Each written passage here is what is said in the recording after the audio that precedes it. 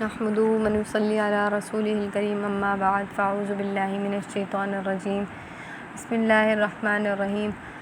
لإلاف قریش إیلافہم رحلۃ الشتاء والصیف فلیعبدوا رب ھذا البیت الذی اطعمہم من جوع وآمنہم من خوف۔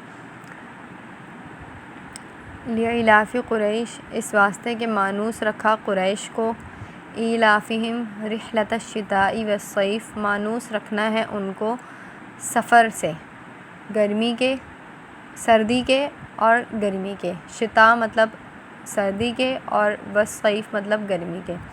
فلیعبدوا، پس چاہیے کہ وہ عبادت کریں، رب ھذا البیت، اس رب کے گھر کی، اس گھر کے رب کی، الذی، جس نے اطعمہم، ان کو کھانا دیا، من جوع، بھوک میں، وآمنہم من خوف، اور امن دیا خوف میں۔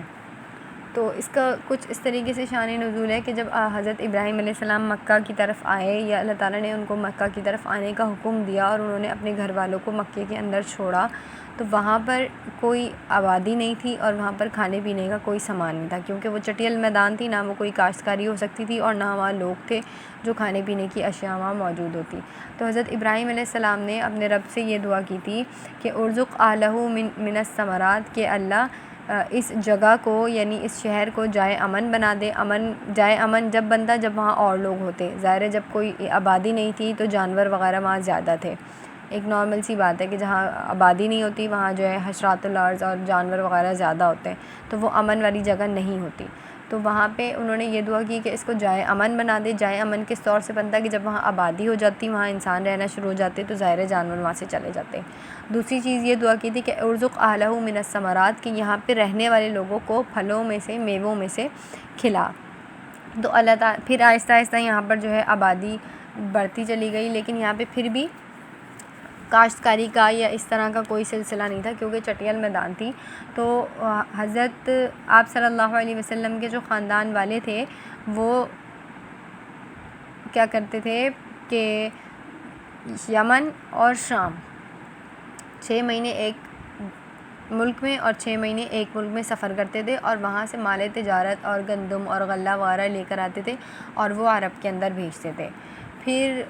کچھ جب آپ صلی اللہ علیہ وسلم کی پیدائش ہونے والی تھی، یا پیدائش کے قریب جو ہے اللہ تعالیٰ نے کچھ ایسا انتظام فرمایا کہ عرب کے جو اطراف کی جو جگہ تھی یا اس کے اطراف کے جو شہر وغیرہ تھے، وہاں پر جو کیا کہتے ہیں سامان وغیرہ تھا یا ان کی جو کاشتکاری تھی، وہ اس ملک کی ضرورت سے زیادہ ہونے لگی، تو وہاں سے جو ہے پھر وہ لوگ سامان لا کر جدہ کے اندر فروخت کرنے لگے، اور پھر وہاں سے جو ہے سارا جو معاملات تھے عرب کے اندر ہی، مطلب معاملات اللہ تعالیٰ نے بنا دیے کہ ادھر ادھر آس پڑوس کے ملک سے جو ان کا جو اضافی سامان تھا وہ عرب کے اندر ہی آنے لگا، اور عرب سے ہی وہ مکہ اور مدینہ وغیرہ یا سارے جو ہے پورے عرب کے اندر پھیل گیا۔ تو اسی چیز کا اللہ تعالیٰ نے یہاں پہ ذکر فرمایا ہے کہ تم 6 مہینے کا ایک طرف سفر کرتے تھے اور 6 مہینے کا ایک طرف کرتے تھے، یعنی گرمی میں بھی سفر کرتے تھے تم اور سردیوں میں بھی سفر کرتے تھے۔ تو اللہ تعالیٰ نے تمہیں اس سفر کی مشقت سے اور اس سفر سے جو ہے مامون رکھا اور مانوس کر دیا، یعنی کہ اس سفر سے تمہیں بچا لیا۔ تو تمہیں اب کیا کرنا چاہیے کہ اس سفر سے بچنے میں جو تمہارا وقت لگائے، یا اس سفر سے جو تم بچے ہو، تو تمہیں اس وقت میں کیا کرنا چاہیے کہ اس رب کی عبادت کرنی چاہیے جو اس گھر کا مالک ہے،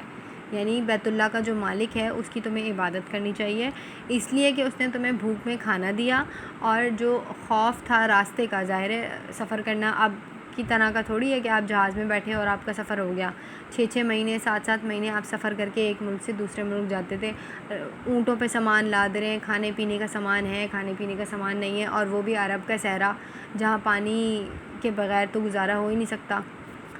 عام ٹیمپریچر والا جگہ ہو، اگر ہلکی پھلکی سردی ہو یا ہلکا پھلکا موسم ہو تو بندہ پھر بھی تھوڑا ٹائم نکال لیتا ہے، تھوڑا زیادہ ٹائم نکال لیتا ہے پانی کے بغیر، لیکن جب چٹیل میدان ہو اور صحرا ہو تو تب تو پیاس تو بس پیاس ہی پیاس ہوتی ہے۔ تو ایسے وقتوں میں ایسی مشقت کے ساتھ سفر کرنا،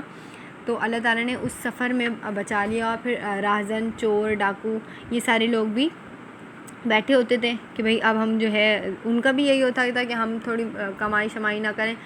ڈاکہ ڈال لیں، چوری کر لیں اور ان کے مال سے تھوڑا سا گزارا کر لیں۔ تو ان سب چیزوں سے جو ہے اللہ تعالیٰ نے کیا کرا، ان کو بچائے رکھا۔ تو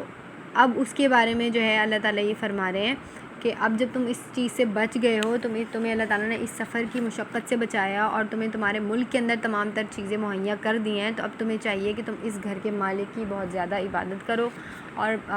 اور زیادہ اس کے اندر خاص کوئی بات نہیں ہے، بس اسی چیز کا ذکر ہے کہ مکہ کے اندر کوئی چیز موجود نہیں تھی، تو حضرت ابراہیم علیہ السلام کی دعا کا ثمرہ یہ نکلا، اور آپ صلی اللہ علیہ وسلم کی ولادت سے پہلے یہ معاملہ ہوا کہ اللہ تعالیٰ نے عرب کے اندر ہی تمام تر چیزوں کو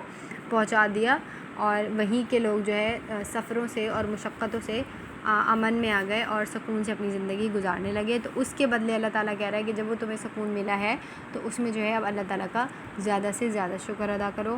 وآخر الدعوانا ان الحمد للہ رب العالمین۔